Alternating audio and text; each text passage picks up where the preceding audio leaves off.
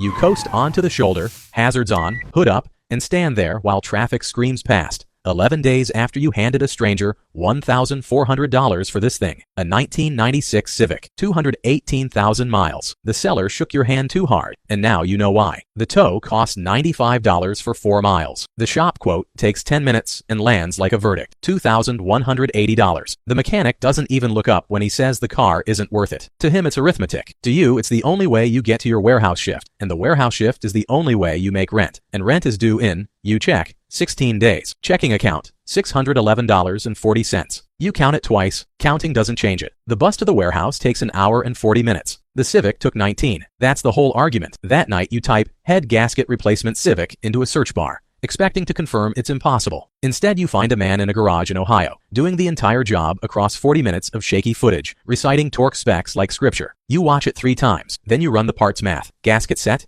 $89, head bolts, $46, machine shop to resurface the head, $75, fluids, $52, a socket set from the discount tool store, $67, $329 in parts, against $2,180. The gap between those two numbers has a name. The name is labor. Nobody ever told you that you're allowed to keep it. Your neighbor Walt, 71, retired, coffee on the porch at 6 a.m. sharp, watches you roll the dead Civic into the driveway the next morning. He disappears into his garage and comes back with a torque wrench older than you. He doesn't offer to help. He unfolds a lawn chair. You do it, he says. I'll watch. For 4 days he watches. He points at things. He says, torque specs aren't suggestions. So many times you hear it in your sleep. When you cross-thread a bolt, he makes you back it out and start over, even though it probably would have held. Probably isn't a word he uses about engines. Day 4, dusk. You turn the key. It starts. It idles rough for 10 seconds, then smooths out, and you stand in the driveway with busted knuckles and coolant on your only good jeans, grinning at a $1,400 car like it's a miracle. Because it is one. Because you performed it. Walt takes his wrench back. Now you know, he says, and goes inside, and that's the whole ceremony. Monday, a coworker hears the story and asks if you do his brakes. You say yes before you know what to charge. Pads and rotors, $118 in parts. You ask for $80 on top, and he pays it like it's nothing, because the shop wanted $340. And to him, you're a discount. To you, it's a discovery. $80 for 90 minutes in a parking lot. The warehouse pays $15.50 an hour to be yelled at under fluorescent lights. You lie awake that night, doing a new kind of math. The car isn't fixed, not really. Nothing with 218,000 miles is ever fixed, only postponed. But something else started in that driveway, and it will not idle rough, and it will not smooth out, and it will run for the rest of your life. Level 2. The meat. Wednesday nights, the far corner of a hardware store parking lot fills with cars the hardware store never asked for. You hear it before you see it. That layered rumble of 30 engines with 30 different opinions. The first night, you park the Civic at the edge and nobody looks at you. And you learn the first rule without anyone saying it out loud. Nobody here cares what you drive. They care what you did to it. The other rules come fast, unwritten, and absolute. You never touch another man's car. You never lean on one. You ask before you film. The loudest car is almost never the fastest, and the guy bragging about horsepower has usually never seen a dyno sheet. Respect isn't bought in this parking lot.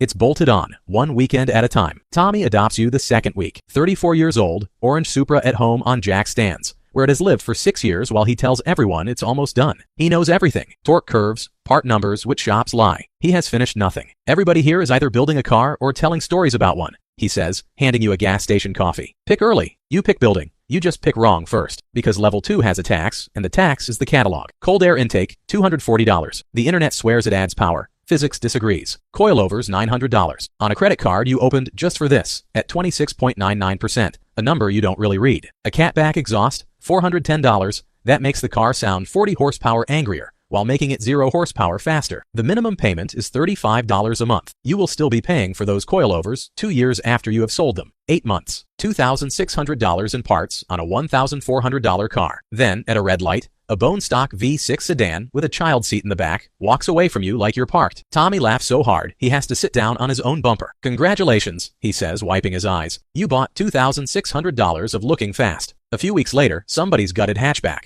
Rust, mismatched panels, $6,000 total invested, runs the pull of the year, and afterward you watch a quiet man plug a laptop into it under a streetlight and change numbers on a screen, and the car becomes a different animal in real time. The quiet man charges $400 a session. He's booked 3 weeks out. He drives a minivan. You stand there doing the split in your head. $6,000 of parts, useless until a man with a $1,200 laptop tells them how to behave. The parts are the body. The tune is the soul. and the sole guy is the only one getting paid. You will think about that split for the rest of your life. Meanwhile, you find the junkyard. D runs the counter at the U-Pull lot, a mountain of a man who does crossword puzzles and misses nothing. You show up so many Sundays with your own tools and correct change that he starts letting you walk the rows 20 minutes before open. Half-price Wednesdays become your religion. An alternator is $210 new and $30 out of a wreck. If your hands know what they're doing, your hands are learning. Then one afternoon, D points his pen at a crashed Integra in row 6. Clean drivetrain, ruined shell. Yard's crushing it Friday, he says. $500 takes the whole thing. You borrow a trailer. You spend 6 weeks parting it out online after work. Engine, transmission, seats, headlights, down to the ashtray. $1,900 total in envelopes and payment pings. $500 in, $1,900 out. You read that math again and feel something click into place. Cold and clean. Parts depreciate. Knowledge compounds. You stop buying shiny things.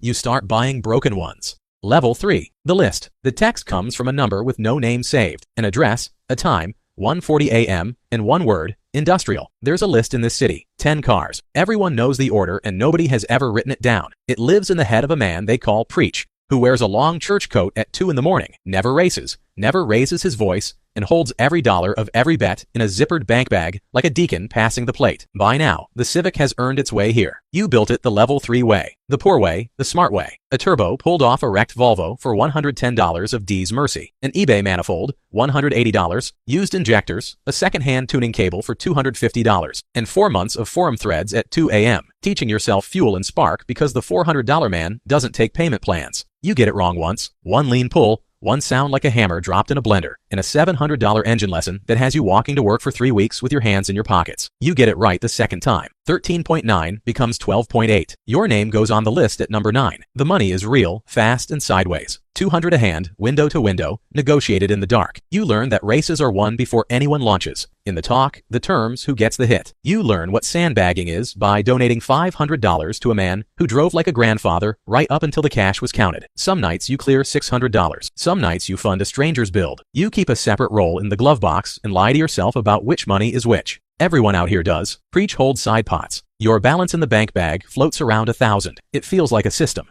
It feels almost safe. Then comes a Tuesday. A kid named Danny, 19, Silver Evo. His uncle co-signed, 3 weeks on the scene, takes a highway hit at 1 in the morning, gets loose at the top of 3rd gear, and finds a light pole at somewhere over 100. The sound is not like the movies. One flat slap, then nothing. And the scene shows you what it's really made of. 40 cars start at once. Everyone has warrants, points, uninsured builds, reasons. Tail lights scatter in every direction, and Danny's horn drones on and on in the dark. You stay. You and one other guy get the door open,